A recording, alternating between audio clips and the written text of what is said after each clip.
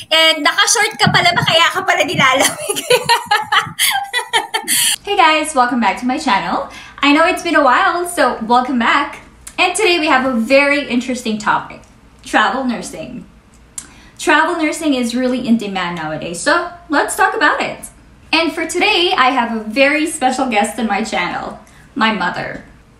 So before we head on to the actual discussion, I'd like to do a brief introduction of our guest speaker. She has been a nurse since the 90s and she started her career at the Philippine Heart Center, one of the top cardiovascular hospitals in Asia. And she spent 15 years at National Guard, one of the leading hospitals in the Kingdom of Saudi Arabia. She is a cardiovascular certified nurse, American Heart ACLS certified, nursing board reviewer, educator, and currently continuing her professional education at the University of the Philippines, one of the best universities in the Philippines. And most importantly, she is currently a travel nurse in the United States. Well, as for me and those who personally know her, she's a mother. A cool mom, not a regular mom. A trusted friend, and a faithful servant of God. Let's go ahead and meet her. Bilis, practice lang yun, practice lang. Buti na lang kasi nagbabakil ako doon. Practice lang, hindi ka napindot yung record. Ano ba yan? Inis naman. Bago natin simulan yung ating questions, mag-hello muna kayo sa ating viewers for today. Hi! Nasaan kayo today, Ma? We are currently in Long Beach, California. My name is Mary and this is my friend, Che. Hello. Hi! Hi! Pa-travel na lang kayo dyan. Yes! Okay, so simulan na natin, Maas. So we've compiled a couple of frequently asked questions dahil napakarami na very in demand ngayon ng travel nursing and a lot of people want to find out how to get into this industry. So ang first question ko, diretso na tayo. How long have you been a travel nurse, Ma? This is my 15 months of being a travel nurse. Mm-hmm. And anong wards na may ganun ba, Ma? Anong wards ka na na-assign? Which areas? Which cities? Dahil nga tipong travel nurse, di ba? Yes. My first travel assignment, I was assigned to PCU step-down telemetry general, but that was the start of the COVID pandemic. Mm-hmm. So even though it's a step-down from ICU, I was actually assigned to COVID patients. Up to now, I'm still assigned to purely COVID patients. But then I am also resource, meaning to say, as a resource or a travel nurse, I'm being floated to telemetry, ER observation, triage. So these are my units. Okay, thank you. And eto naman, no, so diretso na tayo talaga sa ating travel nursing content. Now, my first question is, what is the requirement to be a travel nurse? In terms of education na kailangan, meron bang minimum years of experience and are there any certifications required to be able to start in this position? When you're a nurse, kailangan active ang licensure mo. It doesn't matter wherever states do you work as long as you have an active RN US license. The second requirement is you should be at least on a continuous clinical assignment, for instance, like 6 to a year to 2 years in your chosen field. Like for me, I've been in the ICU cardiovascular for 12 years. I've also worked with step down units for 3 consecutive years. So that's one of the requirements. Yung mga certifications, like I just recently passed my cardiovascular nurse certification, mga bonus points na lang yon. But the major thing is you should have an active US RN license and kailangan nasa clinical setting ka of at least a year or 2. Che is saying here something about ACLS. Mm-hmm. It depends on your assignment. Kasi kung nasa med-surg, I know it doesn't need to require ACLS, basic life support, okay na yan. But it's a bonus point actually for compensation. If you have these certifications, medyo mas mataas ang Mas rate. mataas. Oo. Yes. Pwedeng mag-negotiate, kumbaga, Yes, pagdating doon. yes. Okay. And paano naman mag-start? Paano sila mag-a-apply if they want to be a travel nurse? Pwede ba itong direct to the hospitals or merong agencies talaga who processes travel nurse assignments? As I've said, kung alam mo na qualified ka, then you go ahead. Kailangan you have to get the first step, no? I-Google mo yung mga best travel nurse agencies dito sa Amerika. Give them a call.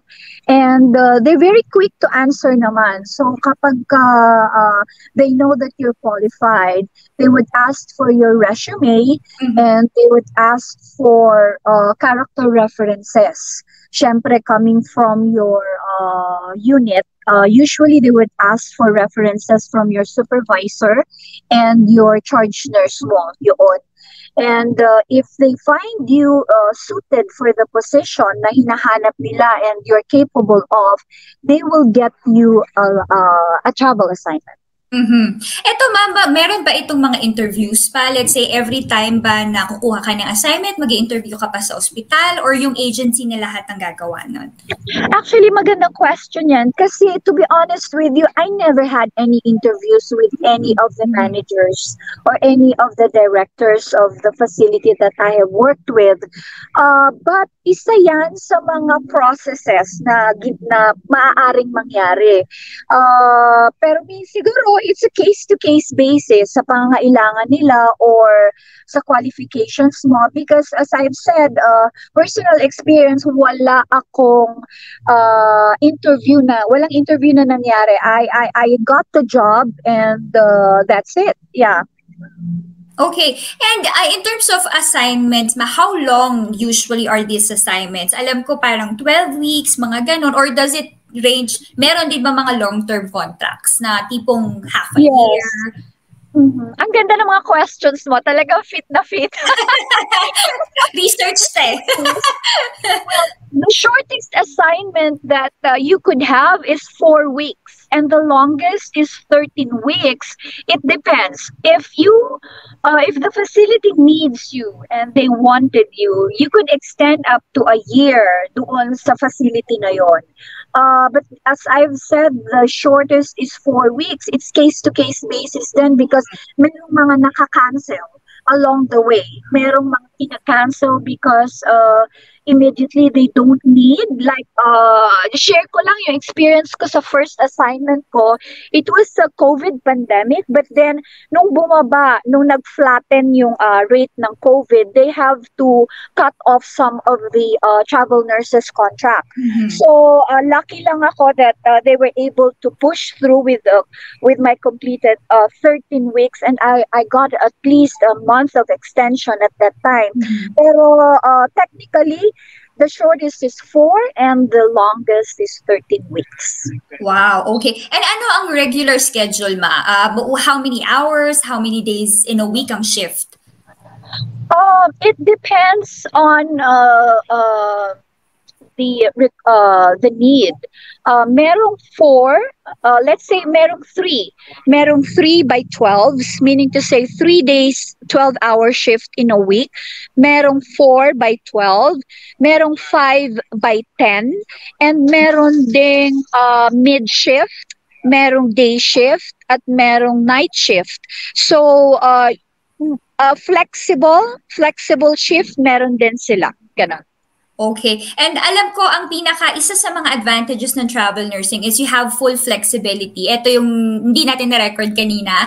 But what's good about travel nursing, di ba ma, you have your own preference. So tipong, if you look into the assignments that are available and ikaw ang bahala kung saan mo gustong pumunta, kung how long the contract is gonna be. Tapos, ang maganda pa rito, if you wanna take a vacation, unlike regular jobs, di ba, kailangan na talaga siya tuloy-tuloy. So parang, it's hard afford to take vacations whenever you want to. So, di ba, ang kagandahan dito sa travel nursing, if you wanna take time off, spend vacation with your family for 1 month, pwede ka muna hindi mag-take ng assignments, no? Tapos parang, ano yung mga usual preferences mo naman Well, yes.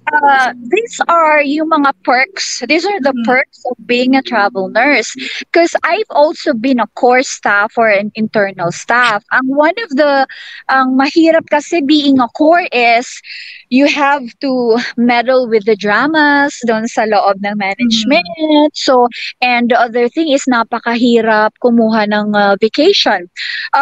Sa being a travel nurse, ang perks mo dito is yes, they would actually ask you kung meron kang vacation na gusto, for how long, during that span of time. Pero syempre, usually mga 1 week lang yan. And then the good thing is, while you travel on assignment, pag off mo, 'di ba, you can go to a lot of places, nearby destinations, paid 'yun, 'di ba? Because as part of our compensation, meron kami syempre mga accommodations.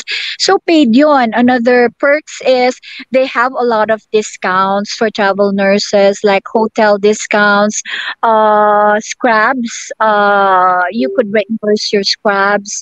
Certifications, you could reimburse your certifications. Dito lang sa California license ko, I paid like $750 to $800 for the live scan, and they paid it in full. Wala kang siguro makitang ganyan, diba? And even my certifications of 270, when you pass it, they'll give it all. So yeah, so those are the perks. And what else? Did I answer your question right? Yes.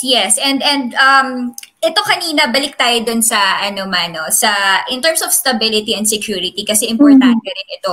So kasi itong travel nursing is depende ang trabaho mo sa assignments mo, versus siguro ang isa sa kailangang pag-isipan nila is yung risk. Katulad ng full-time employees, alam mo na permanent employee ka and you see yourself working for this company for a long time, versus assignments. How do you see the stability and security? Do you nakikita mo ba na in the next few years, this is something that's gonna be here to stay?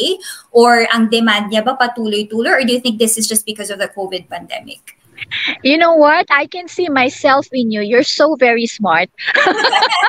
Your questions are very universe ba tama?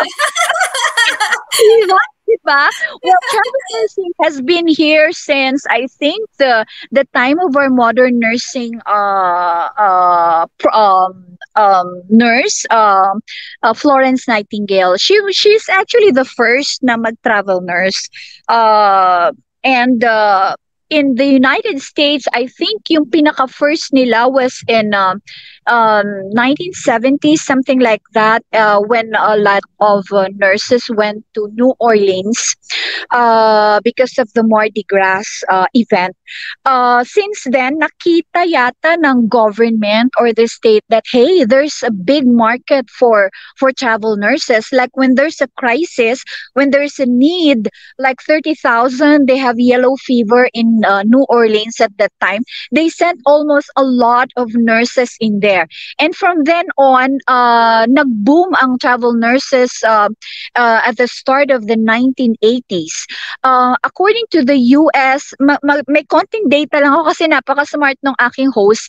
According to the US data, labor statistics, they are looking for like at least 500,000 registered nurses shortage by 2025. Like 500,000 of RNs in 2025, where in fact in 2016 they have said that, hey, we need a million of nurses, and it's still happening right now. Napakataas ng need ng RNs, not just by travel nurses. I think just yesterday I was talking to you, like most of the facilities that I've been assigned with, most of us are travel nurses. Sabihin ko sa'yo, like we are like 16, like 12 of it are travel nurses and the rest are internal ones. So, ganon siguro ang security when you say like since the 1970s hanggang 2020s na tayo ngayon is nandito pa rin ang travel nursing. Mm-hmm. to see that yes ano talaga Yeah, parang outnumbered na ano true, mas marami na true. yung travel nurses, which is medyo nagulat din ako. Akala ko naman kasi Yes, some won't consider the travel nursing kasi mahirapan sila mag-adjust sa culture ng yeah, company, pero kung ganyan naman pala na most of your coworkers or travel nurses, hindi parang medyo mas madali na rin siya mag-adjust sa ganon. Eto, bonus question to. Meron bang restrictions in terms of, kunyari, sa assignment mo, merong mga nurses dyan na may family. So, minsan ayaw nilang i-take yung opportunity kasi mahirap mag-move, palipat-lipat ka, especially if you have kids. But is this something that is going to limit them? Meron bang restriction bawal magdala ng family, or as long as magagawa mo naman yung contract mo, should be okay? no. Actually, walang restriction yan eh. I have a couple of travel nurses. They have their RV vans, they have their dogs, they have their families, they have their children. Kasi maraming mga RV resort na most of them actually, I just like, ayan, i-open ko na to. I just had an investment like an RV. Oh, Yeah, ang na dami RV mong ano, investment ma. So it's just like a 50K investment, and I was surprised kasi yung neighbor ko is a travel nurse. Oh. Travel nurse, and yung RV resort na yon, most of them are travel nurses. And I don't think there's restriction like nandoon sila. So it's just matter of probably time management. Mm-mm. Yes. Okay, wow. O dito naman punta na tayo sa sa pinakahihintay nating compensation, ang ating salary reveal. So madaming mag-aabang ng ating salary reveal dahil Gender reveal. gender reveal. Dahil ito nga naman yung pinaka talagang, if you look into the advantages, siguro ito yung unang-unang i-consider ng employee if they wanna pursue travel nursing. So, Yes. ang una kong question magkano ang iyong paban ng bayan? How much are you getting paid, regular wage and overtime rate? Okay. As a travel nurse, as I've told you, I have my non-negotiables. And number one non-negotiable ko is I don't go for an assignment if I'm being paid less than $100 per hour. I know my worth and I know how capable I am sa chosen field ko. And I know I do my benchmarkings, I do my research. Mayroong nagbabayad ng more than $100 per hour. Okay, especially if you're an ICU nurse, if you're an ER nurse, or if you're a step down nurse. So, mayroon yan.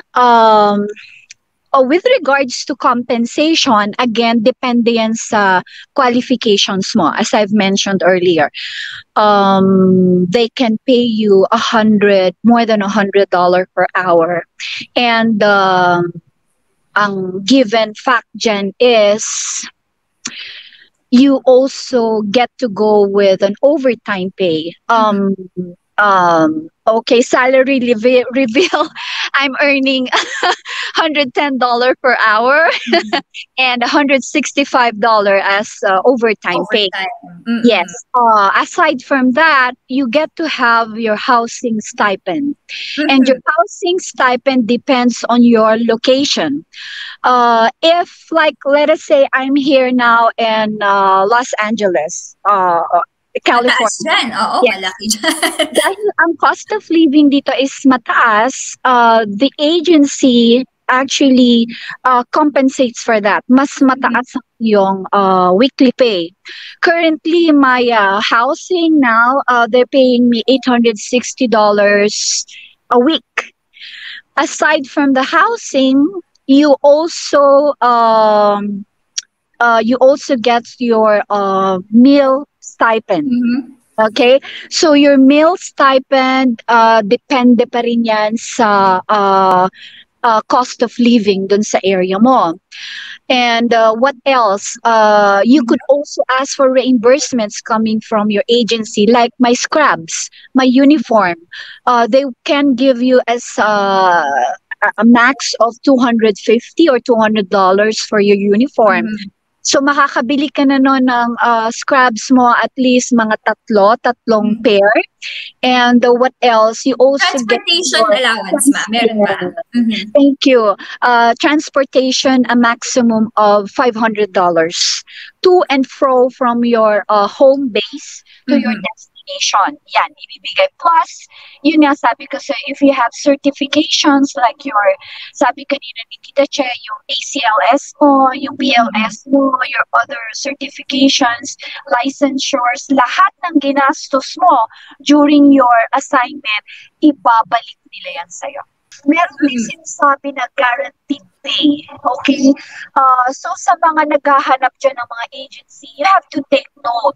Let us say, sinabi sa inyo ang contract nyo is 3/12.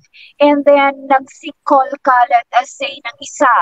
Ang sinasabing guaranteed pay is 3/12. For instance, there are agencies who would give you paid sick time. Okay? It's part of the compensation, it's part of the contract. So even if hindi ka pumasok ng 3 dahil nagkasakit ka, you are allowed to still get your 12 hours under the paid sick time. Pero may regulation no na you have to finish your 90-day contract. But it's a good thing. Other benefits as well, other companies could give you your 401k as long as you stay with them for 90 days. Meron din tayong tinatawag na guaranteed pay. So sa mga gustong mag-travel nurses, ito dapat ang mga tinatanong nyo, yung guaranteed pay. Meaning to say, kung nag-cancel yung facility, let us say, I am willing to work dahil 3/12 ako, and they cancel just because yung census mababa, I have to be paid. I will be paid because I am guaranteed 3 in a week. Yun. Yun. Tama nga. That's very important. Sa akin yun. So, other agencies, kasi hindi ka nila babayaran if hindi ka pumasok. So, you have to ask these questions bago mapipit yung kontrata mo. Correct. Very important. And meron di ba silang ina-offer man health and dental benefits paid by the agencies? Yes. Just like being an internal employee, ikaw naman ang magbabayad ng medical, dental, and vision mo. May option ka whether ikaw lang or whether you would include your dependents. So, meron din ganon. Yes. Okay. And let's talk about, ang laki, di ba? Ang laki nga ng rate in terms of hourly and overtime. Pero meron tayong gross versus net income. So, magkano usually ang range ng gross mo? And then, ano yung mga deductions and what can they expect in terms of their net income? Depende yan sa mga exemptions mo, yung sa pinirmahan mo sa W-4 mo. How many dependents do you have? Kung how much deductions ang gusto mong punit sa'yo. May mga federal tax, may mga state taxes. So, depende yan sa state na iyong pagtatrabahuhan. So, how many percentage? Sa akin kasi, last pay ko was siguro medyo malaki kasi ang taxes na kinukuha sa mga RNs, lalo na sa mga travel nurses. But the good thing is, as travel nurses, untaxable, non-taxable ang iyong meal and non-taxable ang iyong housing allowance. So, meaning to say yun ay in the bag mo na yon, hindi na yun nagagalaw. So, that's one benefit that I could tell everyone. And ano naman, ang alam ko, napakatipid mo in terms of ang dami mong hacks na magagawa eh. So, ano yung mga tipid tips mo sa kanila while traveling? In terms of transportation, allowance, baka makakuha sila ng tips when they're starting out. First tip ko siguro is, you have to negotiate your rate. No, you know your worth. Alam mo tong mga travel agents na to, malaki rin ang cut nila. If they say, let us say, they could only give you $80, go up by 30, go up by 40. Okay, try your best shot. And the second tip is save your housing Mm-hmm. A lot of travel nurses, iba-iba naman ang preferences natin. But believe it or not, I'm here in California, but I am renting a $500 comfortable room. So, with the, as I've told you, I'm earning like at least 800 in a week. So that is 8 times 4 and less the $500. Lahat yun in the bag na. So, malaki na yung tipid-tips ko doon. Well, it's a case to case and personal basis din naman. What else? For the meal, hindi naman siguro masyadong kakain ka ng 3 times in a day, right? Having like $300, $400 in a week, that's too much for you. That's too much for you. And always ask for yung mga perks, like when you go to a spa, when you go to hotels, when you go to the malls. Sometimes pakita mo lang yung iyong card that you're a travel nurse of this agency. They would give you a lot of discounts.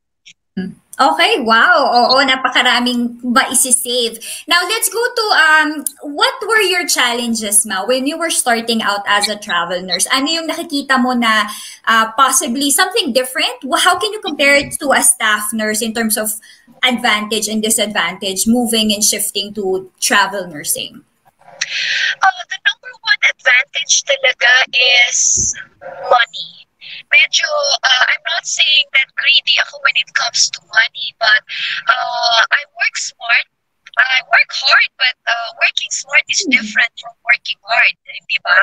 I joined the travel nursing during the pandemic just because I have a travel nurse with me earning 4 times of my salary. Where in fact, I was the first nurse na nag-alaga ng COVID patient and they're outside of the COVID units.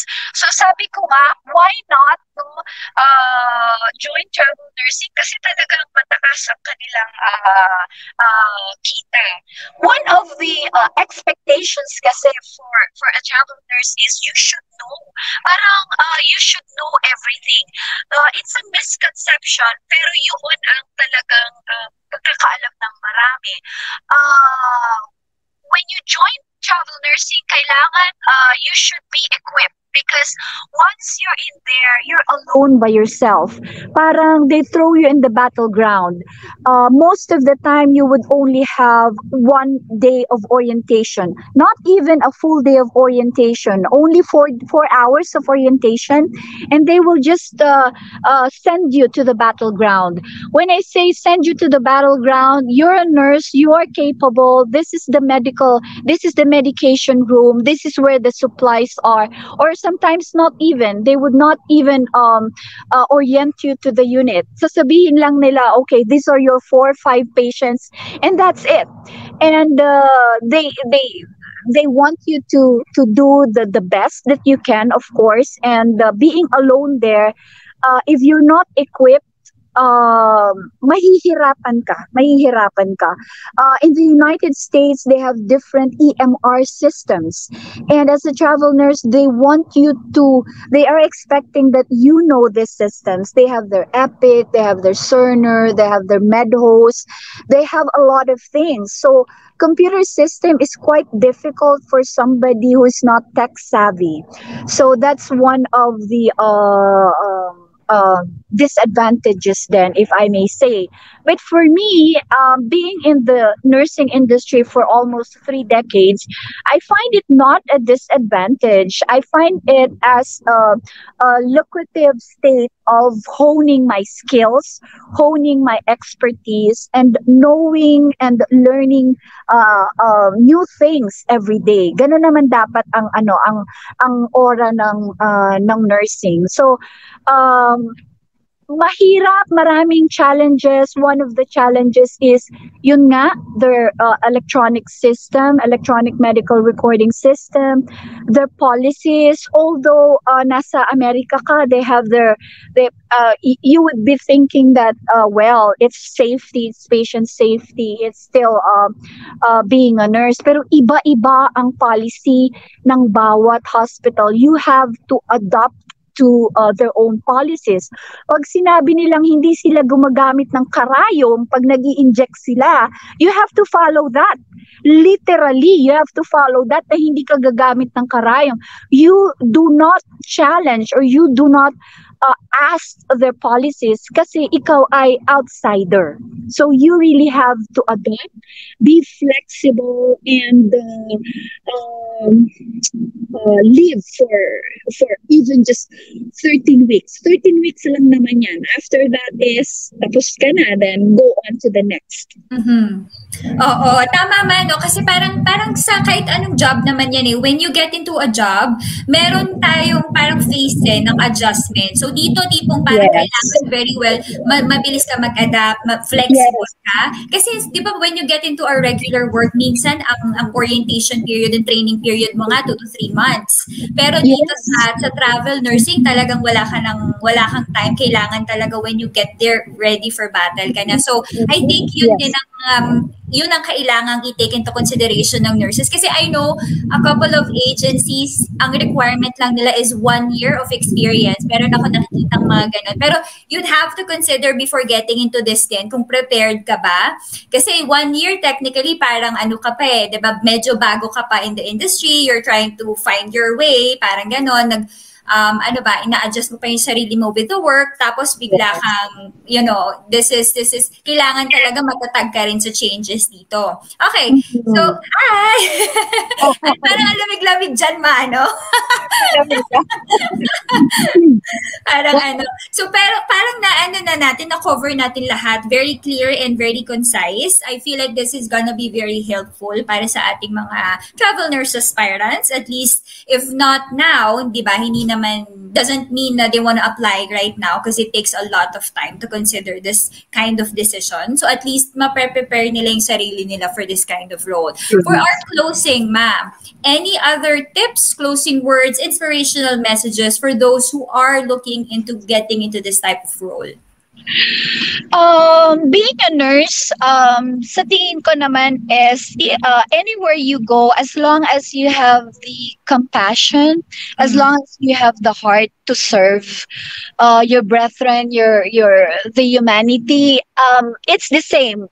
Kahit ano, whichever specialty na meron ka, it's just the same. So, to my co-travel nurses, I salute you. I really salute you, especially on this pandemic season. My friend here, Che, is always saying that being a travel nurse, lahat kasi naman talaga ng highest acuity patients ibinibigay sa amin, itinatapon sa amin. Well, we're human beings, guys. Napapagod din kami, but then yun ang expectation nila sa amin. We were there to help. We're there to fill up the gaps. So as travel nurses, alam namin yon, and we're willing to serve. And again, to all the travel nurses out there, talagang I salute you guys. Keep it up. Thank you. Yeah. Thank you, Ma, for being my guest. Thank you, Tita Che, for being our guest for tonight. And if sa ating mga viewers, if you have any questions, baka hindi namin na-cover, if you have any questions, comments, or suggestions, you can just type it in the comment box, and hopefully meron tayong part 2. But we're thinking of doing part 2 and part 3 of this series, especially for those aspiring nurses. So paano bang, anong education kailangan, paanong experience. Syempre, my mother is also a nurse educator, being in this field for almost 3 decades. So, napakarami niyang share. And also, ang kanyang journey from PHRN to USRN. Alam kong marami ring nagbabalak na, you want to try it in the US. So, paano nga ba pumunta ng US? Paano ka ma-sponsor ng different companies? And a whole lot of other topics pa if you have any suggestions kung ano ang ating next topic. And naka-short ka pala ba? Kaya ka pala nilalamig. Ayan. So, yes, this is just the first of many videos that we are planning to do with my mother, and especially with other special guests. So, thank you, Ma. Mag-jogging ka ba, Ma? Okay. Thank you, Ma. Bye. Have a good night. Thank you. Thank you.